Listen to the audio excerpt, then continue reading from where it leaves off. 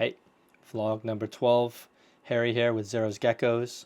I've finally been able to sit down, take a little breather, and chat a little bit. Wanted to catch up on a few things, few updates. One thing I wanted to talk about that's been very troublesome and annoying are crickets. Crickets during the winter has been such a difficult time. During the summer, it's fine. The crickets, they love the heat. With proper ventilation, they will survive and last for several weeks. But when it comes to winter, it's another story. Sometimes they'll survive a few weeks. Most of the time, they arrive dead, or they will arrive alive and they'll die 3 days later. And then you've just wasted your $50, your $100 worth of crickets. So I wanted to chat a little bit about crickets because I've had such a difficult issue with crickets during the winter time, and I know it's not uncommon. Some of you have had a lot better luck with crickets than I have, but it's been in general kind of difficult for me. So I've been ordering from Josh's Frogs for quite a while, maybe a couple seasons, and summertime it's always fine.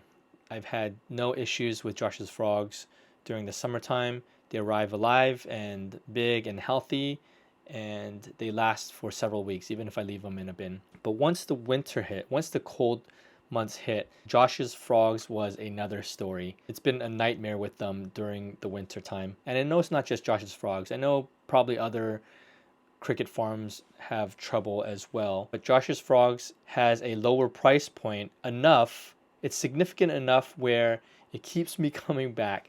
That plus their live arrival guarantee. So if Josh's Frogs crickets show up and they're all dead or half are dead, you email Josh's Frogs and they'll replace or refund whatever died. There's a stint, I believe in November, December, a little into January, where my crickets would arrive dead back to back to back to back, and they would just show up all dead. Dead or half dead. So what I did was I took all of those crickets, I put them in a big Ziploc bag, and I froze them. I froze those so that I can blend them into the diet as I make diet. But it sucks because the geckos aren't getting a steady diet of live crickets every week during this time. So I've tried to up my diet a little bit. My Pangea fig insect, I try to up it a little bit, blend a little bit more crickets into the food so that they'll still get that protein, that calcium, but it's definitely not the same as feeding live crickets. The thing with Josh's Frogs is that they are not a cricket farm, but they outsource to cricket farms. So I'm in California on the West Coast. A lot of times when I place an order with Josh's Frogs, the orders come from different places. I've received crickets from Washington State, from California, Visalia, which is Bassett Cricket Ranch. I've received crickets from Pennsylvania. Josh's Frogs just outsources their farms and has them do delivery once the orders are placed. This has a lot to do with the inconsistency of the crickets. Some farms are better at their cricket care than others. Some farms are better at their cricket shipping than others.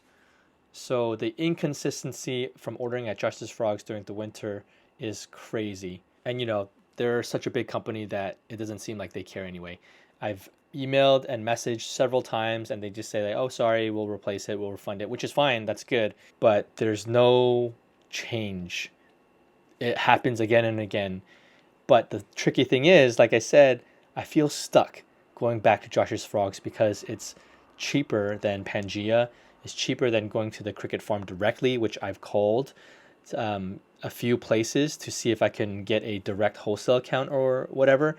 And some cricket farms don't do that. Some do, like rainbow mealworms, but haven't had good luck with rainbow mealworms either. Their crickets are pretty weak, at least when I first started ordering crickets. So those died really quick. I've heard good things about Pangea. Pangea outsources their crickets from, I believe, Top Hat, the cricket farm.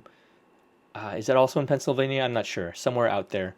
But supposedly, I've heard from several breeders, crickets that are ordered from Pangea, they come alive and they last quite a while. Several weeks from when you get them to when you still want to keep feeding 2-3 weeks later. The downside to that for me in California is that Pangea shipping is pretty crazy. So what I do is I order 1,000 half-inch banded crickets a week and 1,000 3/4 inch banded crickets a week. So 2,000 crickets I order every week. Let me show you my order. I'm about to order crickets for this week. All right, so over here I have 3/4 banded crickets, 1,000 count, half-inch banded crickets, 1,000 count. So I feed half-inch crickets to hatchlings that are growing out that can take them, and that feeds a majority of the smaller stuff that's hatching out.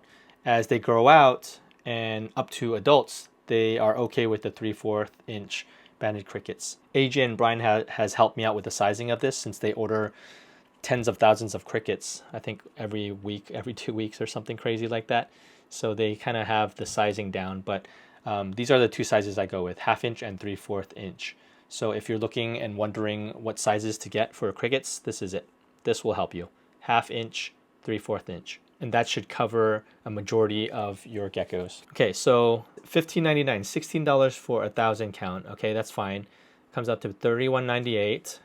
But the shipping to California to my front door, 94555, is $19.60. Okay, that's normal. That's kind of been the go-to even during the summer, so that's fine. So the total for 2,000 is $56.87. That's expensive, right? If I order this every week, what happens? That's over $200 worth of crickets every week, which is insane. So you can see why crickets is such a big deal to me, because they're very expensive and I need to find a source that can supply me regularly, consistently, and also not cost an arm and a leg. Okay, so now I'm on Pangea's website. The same order, right? 1,000 3/4 inch and 1,000 half-inch.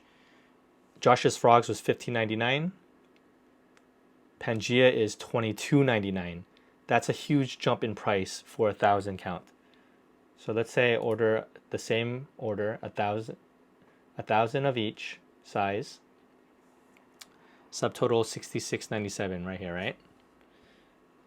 Okay, let's go to checkout. Let's see what happens here.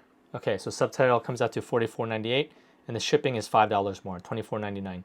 So now we're looking at $69.97 for the same order at Pangea, whereas Josh's Frogs is $56.87. That's $13 more, which is crazy. $13 more for the same order from Pangea. So you see my dilemma. Even if I order from Pangea, which supposedly they have stronger, healthier crickets that last longer, it's $13 more per order. So that is crazy. I can't get myself to pull the trigger to spend $13 more on the same order of an order that's already so expensive. 13 times 4, what is that? That's $52 extra per month if I were to order from Pangea. Okay, but then you say, well, just order more from Pangea, right? So you save on shipping. That's true, so I can do that. Let's double the order, okay? Let's see what happens. Okay, now let's double this order here. Okay, shipping still $24.99. Okay, that's good. So it stays $24.99. $114.95 for 4,000 crickets. Now let's go to Josh's Frogs. Okay, the shipping goes up as I order more things on Josh's Frogs. So the shipping is actually more than Pangea, $27.07 for this 4,000 count of crickets. But because the crickets are cheaper at $15.99, the whole order is still cheaper. So $100.36 as opposed to $114.95. So that's $15 more still for the same order from Pangea as opposed to Josh's Frogs. The dilemma is an expensive one. Trying to figure out crickets during the winter is insane. But I understand that not everybody has the amount of animals that I do, and so it's harder to order crickets at that amount. So this is why I took the poll. I took the poll on my broadcast story here, my broadcast channel. And what is the poll? The first question: feed crickets, yes, no, or other bugs? 99 of you said yes, you feed crickets. 48 of you said you feed other bugs. I think one person said no to crickets. So a lot of people feed crickets, good. If you feed crickets, how often? A huge majority said 1 or 3 times a week. That's 87 of you. Not consistent, but once in a while, 15 of you. And every other week, 4 of you. Okay, how many crickets do you feed each week? 0 to 250 is 52 of you. 250 to 500 is 26 of you. So that's the bulk of the people. It's within the 0 to 500 range. And then the next biggest group is the 1K to 5K crickets, 15 of you. And that's where I land. And then 3 of you guys, 500 to 1K. And then the crazy people over here are 5 to 10K, which is Brian, who's Geckos, and then AJ is 10K plus. He's the only one. So the majority of people feed crickets, but only within the 0 to 250 range per week, 250 to 500 range, a little bit less, but within that range, 0 to 500. Okay, now comes the stats that I'm most interested in. How much do you pay per order? A huge majority, 68 of you, you pay $1 to $50 per order. 15 of you did 100 to 200, 12 of you 50 to 100. So majority of people's cricket orders are under $50 according to this poll and this small sample size. You have trouble with cricket orders in cold months. 53 of you said no issues, amazing. 28 of you said some issues but not enough to warrant change. And then only 4 of you, and this includes me, yes, they either arrive dead or not on time. So that's me. I fall in this very small category, and most of you guys don't have issues. But I still wanted to talk about it for those that will eventually come across issues, because as you expand more and more of your collection and your breeding group, the more crickets you'll have to order, and the stakes are a little bit higher when you're paying such expensive prices for crickets. Okay, and lastly, this is an interesting poll right here. Where do you get your crickets? Majority of you get your crickets from stores. 43 is other, 20 is Josh's Frogs, 10 is Gans, 8 is Rainbow Mealworm, and 6 is Pangea. So a good amount of people order from Josh's Frogs. And I think Josh's Frogs is able to keep their 1,000 count or their cricket prices a little bit lower because they have such a big quantity of orders going out. But what surprised me about this, 71 people, which is the biggest majority of people, order stuff from stores. So when I started, I ordered my crickets and I bought them from pet stores. The local pet shop, the reptile shop. I went to 2 different ones. I went to the Petco, the PetSmart, and the crickets were 16 cents per cricket, which is really crazy if you think about that. So if I got 100 crickets at 16 cents each, that's $16. So imagine I bought 1,000 crickets at 16 cents. That's $160.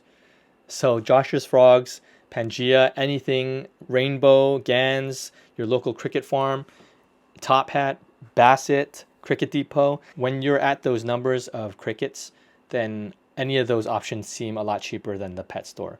So I can see why most people buy them from the stores, because you don't need that many per week. So maybe my talk about crickets is slightly unrelatable because I'm starting to get into that zone where I have more animals and my cricket orders are getting bigger and bigger and ridiculously priced. And I just wanted to share that with you guys so that you guys have that information to let you know that if you are having troubles with crickets, you're not alone.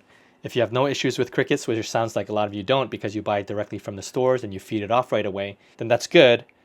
But if you plan to expand and get more crickets, then you'll start to run into these problems. So hopefully this vlog episode will kind of help you navigate once you start to get bigger into the thousands of crickets range where you have to order online from Josh's or Pangea or these other cricket farms. Now you might ask, as new breeders, do you have to feed crickets? The answer is you don't. You can feed just pure diet, but the difference of growth rates and sizing is ridiculous. It's so significant that you will realize that you should feed your animals crickets. Whether it's dubia, mealworms, or crickets, that's fine. Find a way to do that. I've tried them all. I have a dubia colony. I used to tong feed one by one my crickets when my collection was much smaller, and that was fine. They actually did really well on that. But once I started getting more and more animals, tong feeding 200 animals is not the business. It's not something I want to do ever. I tried mealworms. I put mealworms in those white dishes, the no escape mealworm dishes. I threw mealworms in there. I even put dubias in there, and then I put them in all my enclosures. And I got the smaller ones. I put them in my little 6-quart bins. Tried a lot of different things when it comes to the bugs. Hands down, the easiest is feeding crickets. Once your collection gets to a certain size, crickets just make sense. You buy 1,000, you shake them into a Ziploc bag, you dust them with calcium, you stir it up, you grab half a dozen or so, you open all your cages, you just toss them in, close the cages, and you're good. Throw them in your bins, you're good. So it's quick when it comes to feeding crickets. Or so when you use that method and you just do it with crickets, it's easy and much quicker to feed them bugs when you have a good sized collection. I know a handful of people tried red runners, and I don't know if you follow the Gecko Pod, but if you do, we sometimes talk about red runners and how they are very hardy and they can easily infest if they get out. Now, I personally haven't had red runners, so I don't want to say for certainty that they do. Robbie at Robbie Reptiles, he swears by red runners, but he also just sells them, and so maybe that's why he swears by them, so that he could sell them. What's up, Robbie? Hope you're good. But I genuinely think that he likes them, and so that's why he sells them, because he finds that they're a good bug to feed. If that's you, that's awesome. And if it works for you, let me know in the comments below how you keep them, how you feed them, and how difficult it is to grab and toss into the bins and into the enclosures. I don't want to deal with them. Andubia are too slow.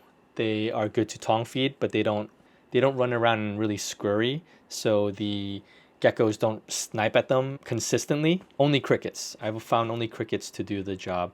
I know there are grasshoppers as well, and I've considered that. I've reached out to one of the grasshopper feeder breeders in California that MJ referred me to, and I come to realize that it's a little bit pricey and they seem harder to breed and keep, especially when you need mass amounts of bugs. All that to say, I need crickets. Crickets are the biggest choice for me. So the pricing on the crickets is really crazy. They really have us by the neck. This is why I know almost for certain that a lot of big breeders don't feed bugs necessarily consistently because it's so expensive. The easiest way to tell is people's hatch dates. Sometimes you'll get an animal, you'll find the hatch date is like a year and a half old, and the animal is 12 grams, 15 grams. Legit, no joke, I received an animal before, 12-gram animal. I believe it's 12 or 13-gram animal. And I was like, okay, cool animal, 12, 13 grams. Okay, I'll grow this out. I look at the hatch date. It was a year and a half. I was like, how is this possible that this animal is only 12 grams and a year and a half old? It's because that breeder did not feed bugs.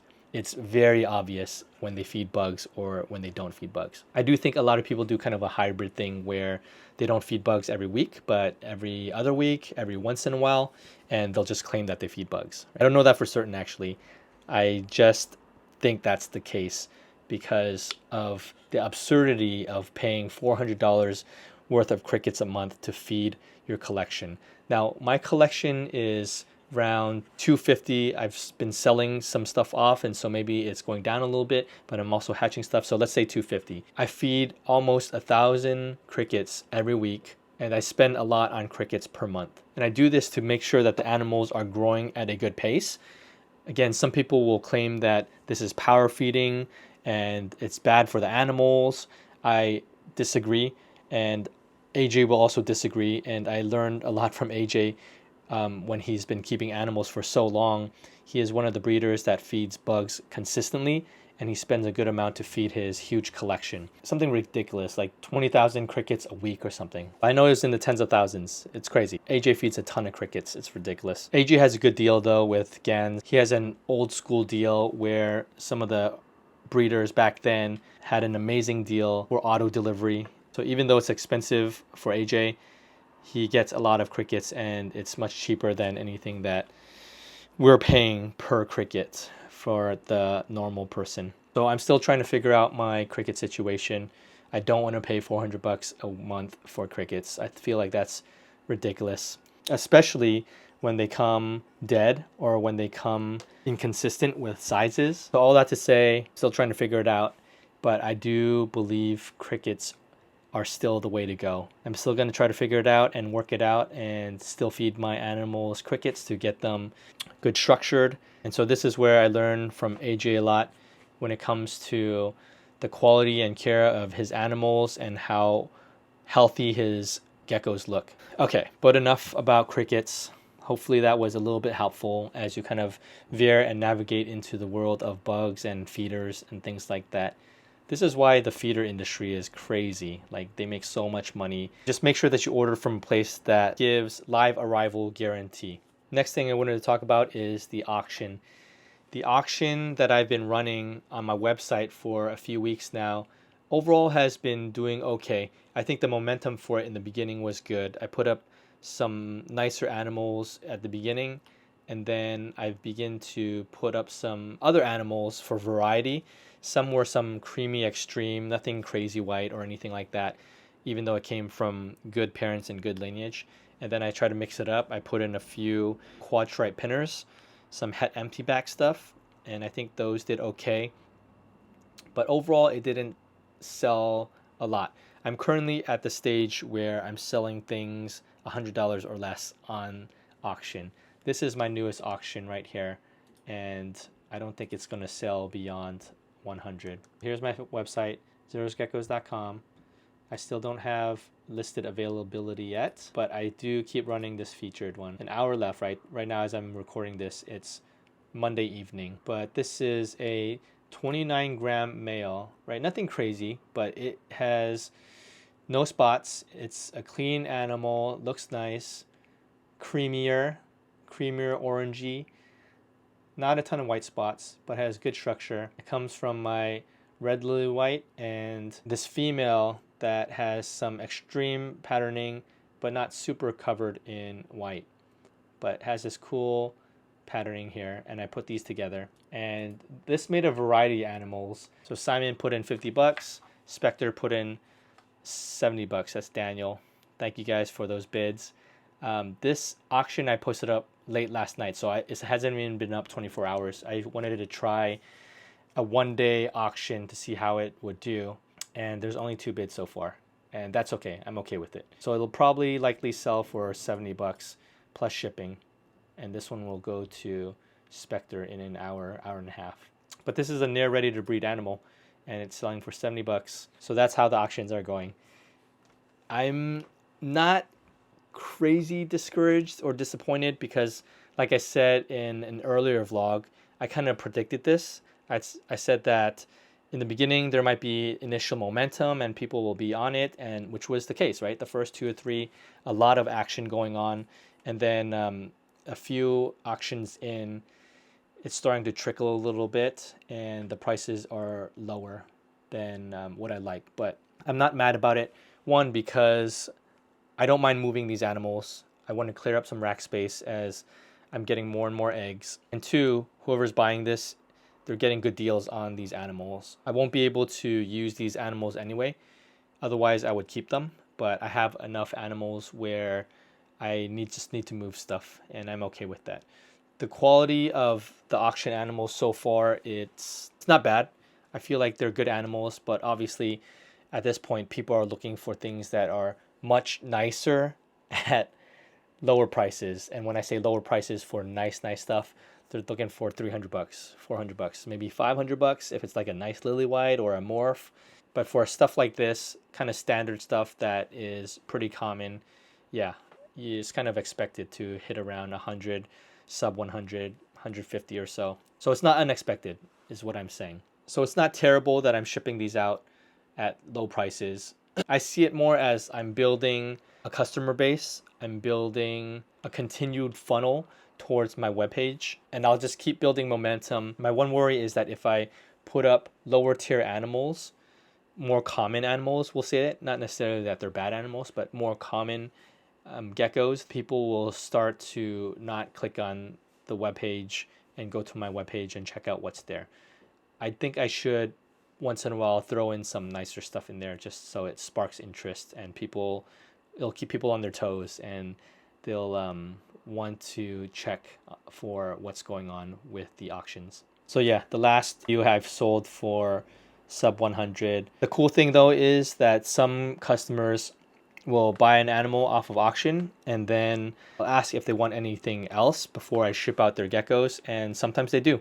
I've added 2 or 3 geckos to a handful of customers' orders, and that has done well. So the upside is there still, even though on the front side it does look like I'm not making much on the geckos. Pros definitely outweigh the cons when it comes to selling animals at such a price. Building a customer base, building more traction and traffic to my webpage, and being able to upsell more geckos to customers that want them. One of the difficult things for me as well is that I still need more animals.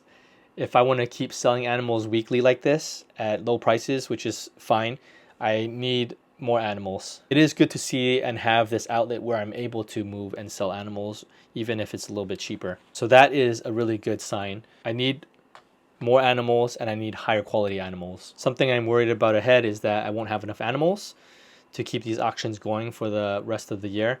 And I won't have enough animals for Flora Fauna or Anaheim shows or Sacramento shows that I want to do. And that is one thing that I've come across in my 3rd season, is that I kind of wish that I paired more last season, my 2nd season. I've more than since doubled my breeding females from last season. I'm currently at maybe 35 breeding females.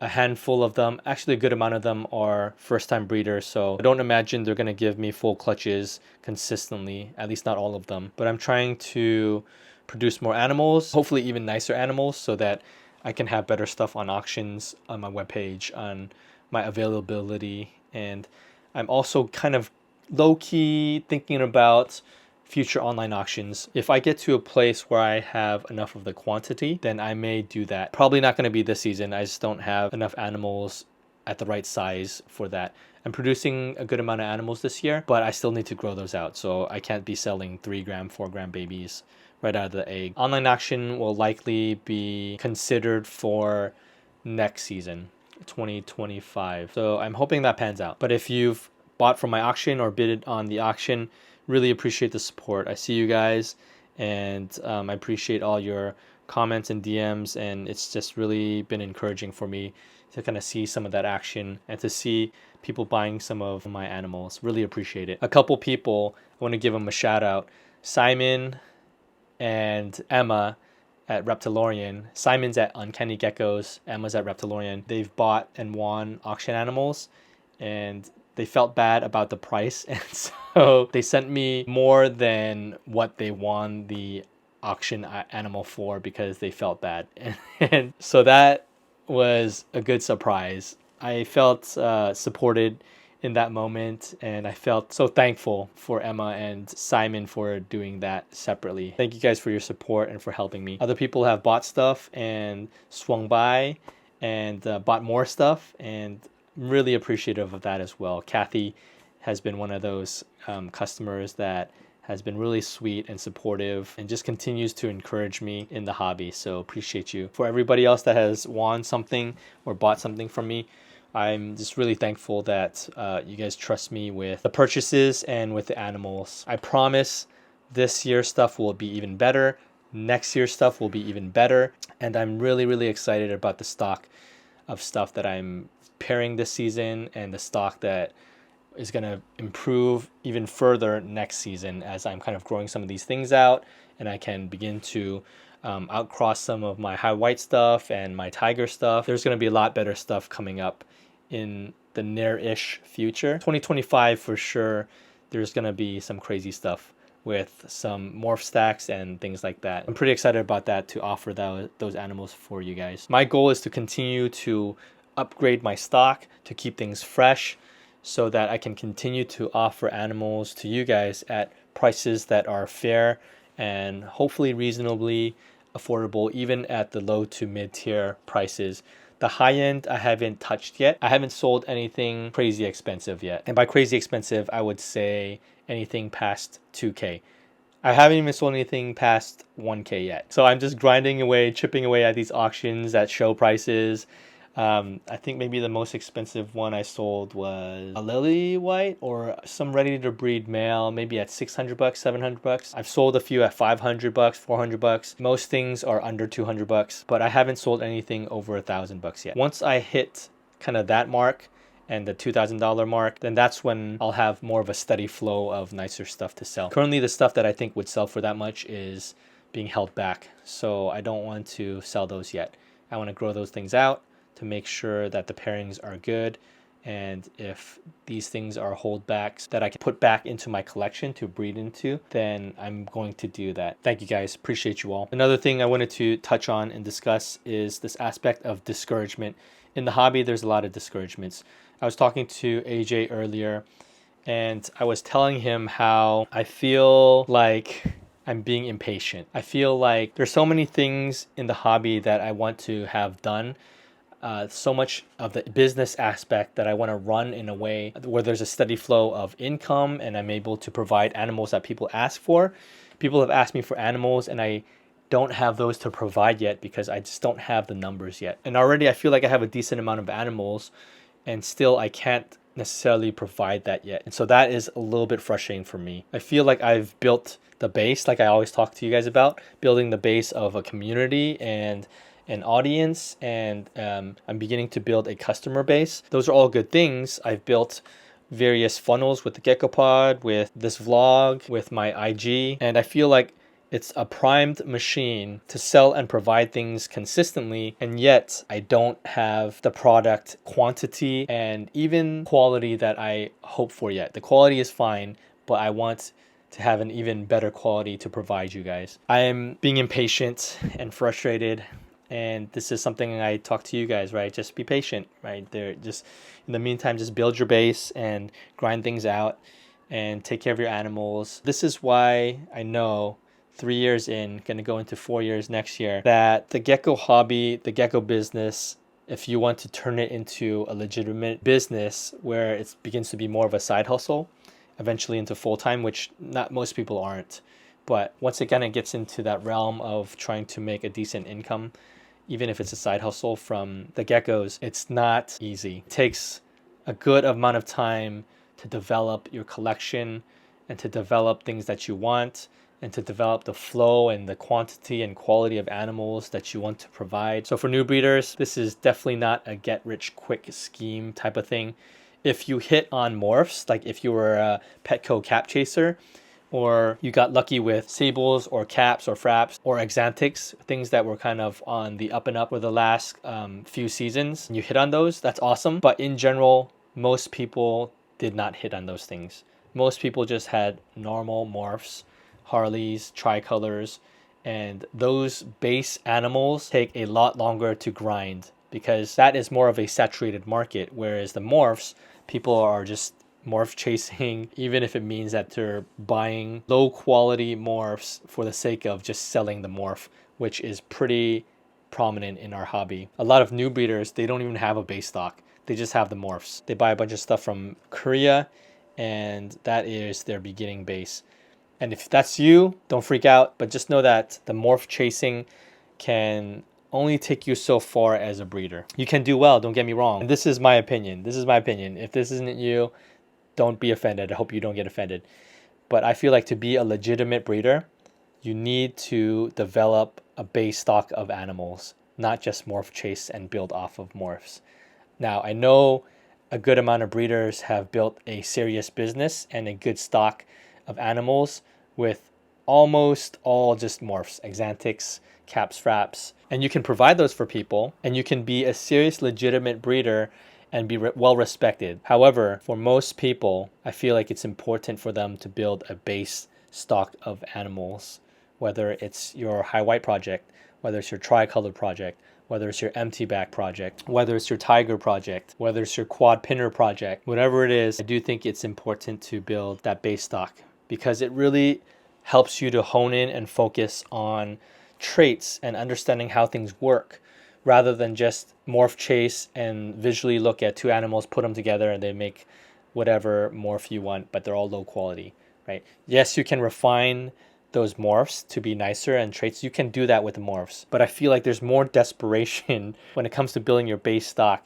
because it's not going to sell as easily as the morphs. But my point is to build a good base stock of stuff. Choose something that you like in terms of what it looks like. Make that stock really good. So for me, it's the high white stuff, right? I'm really trying to fine tune the high white stuff to be at a very high level so that when I pair morphs into it, they're going to make amazing morph stacks on a base animal. And I feel like that is going to elevate your projects above other people's stuff. It is a grind. Going back to talking about discouragements, I think in the hobby, as new breeders, there are a lot of moments of discouragement. When you pair your animals, they don't take for first timers. When you're getting infertile duds from your females and you're frustrated, you're not sure if they're producing, you're not sure if it's the female's fault or the male's fault, or maybe that they just didn't lock. There's hemipenes issues with prolapses. There's the animals fighting each other and biting each other. There's missed egg. There's frustrations with first time pairing. There's impatience with the overall hobby and how you're growing things. You're not sure if you're feeding things properly.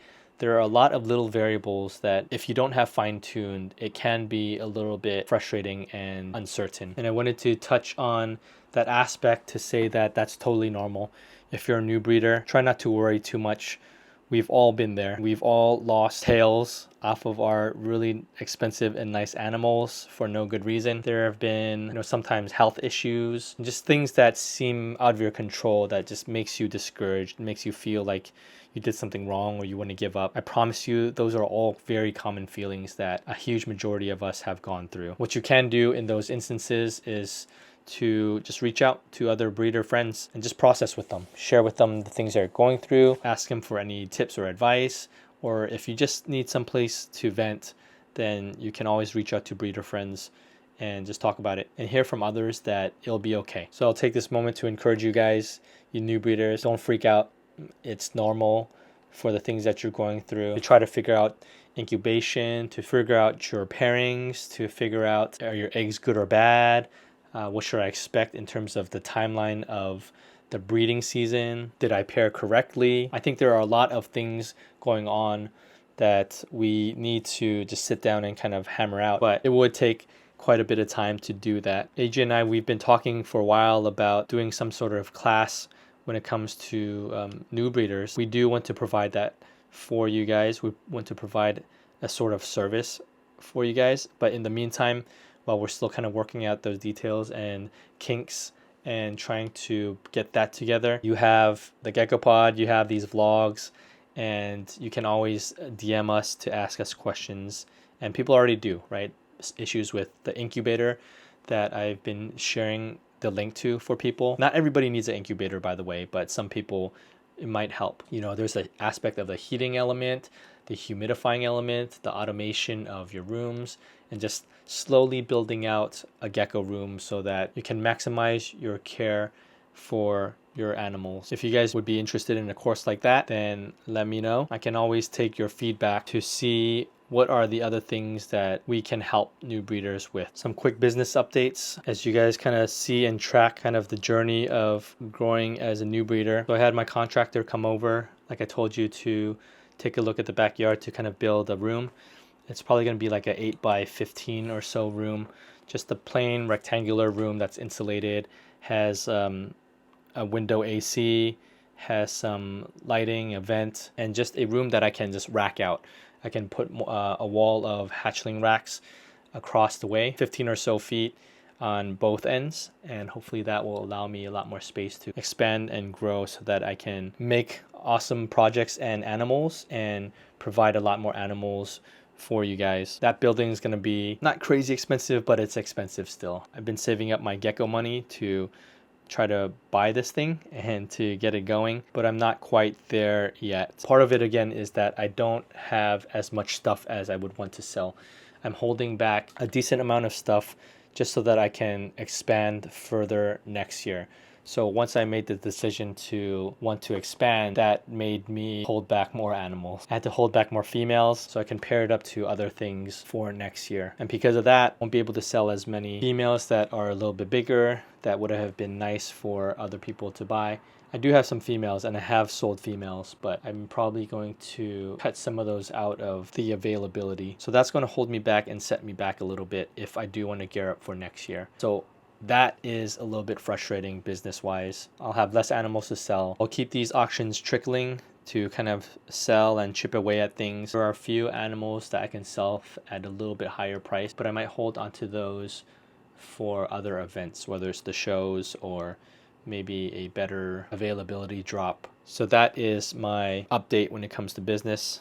Auctions are doing all right in terms of moving stuff. Prices aren't the best. I won't have as much stuff as I would like to sell this year because I'm ramping up and gearing up for 2025. Since I do have a good animals paired up for this year, should be hatching stuff mid-season. So mid to late season, I'll have more availability on things that are nicer, but they're still going to be somewhat small.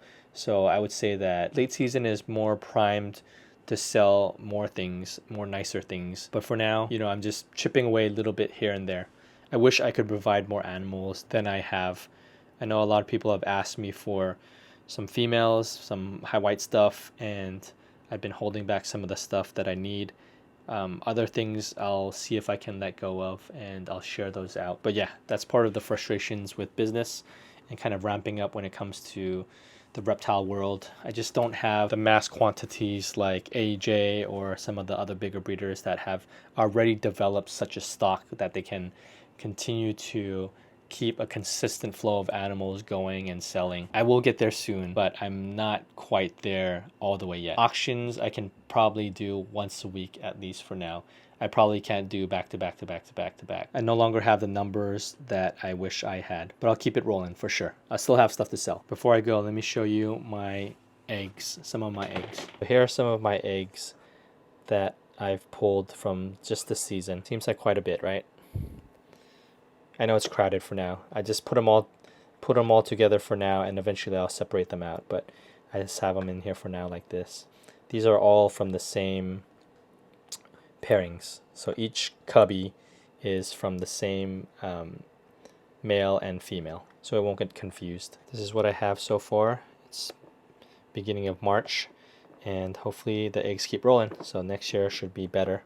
So I'll have more stuff to provide. This is how I keep some of my tags. So I get these little post-it notes, these little book post-it notes, like the page markers, and I put it right on top. I actually mark my eggs. I've started doing that because last season a couple of them got mixed up and I lost that lineage. So not only do I put these labels on here like this, but I also label my eggs in case they get mixed up. When they lay, then I put the lay date. I put the pairing, Toshi and Panko, Ghost and Iris, Spots and Inky. And then when they hatch, then I put the hatch date right underneath of it. And I use these tags. I just pull this off. And once I move the geckos into the hatchling rack, into their bins, then I just pull this off and I stick it on the bins. That's kind of how I do it. I'll do more quick practical tips like that eventually, because I know those little things are helpful. But for now, enjoy the ramble vlog. Sorry if it's too long of a ramble. Hope that it's a little bit helpful to some of you new breeders as you kind of grow through the hobby and will eventually run into some of the same issues that I have. So I see it kind of like this, where I'm still a new breeder, but I'm a little bit more experienced, kind of wandering up ahead a little bit, and I'm hitting all of the hurdles and making all the mistakes, and I'm basically shouting back to you guys to watch out, things to watch out for. I do have a bit of guidance in some of the friends and mentors that I've come to know that have helped me along the way. So I do feel pretty confident with where I'm going, with what I'm doing. And definitely the experience has helped me to develop confidence with kind of how I'm doing things and business-wise where I'm going. It definitely helps that AJ is a good friend that has just continued to encourage me and walk with me business-wise. And it's crazy to see kind of AJ's progression as well. He's been doing it for a long time, but he wasn't always full-time. I think he went full-time in 2021 and has begun to ramp up and to see kind of his progression with going full time and expanding significantly from before then, it's pretty cool to see what he's doing. Even in a so-called down market, he's still killing it. So props to AJ and everything that he's worked so hard on.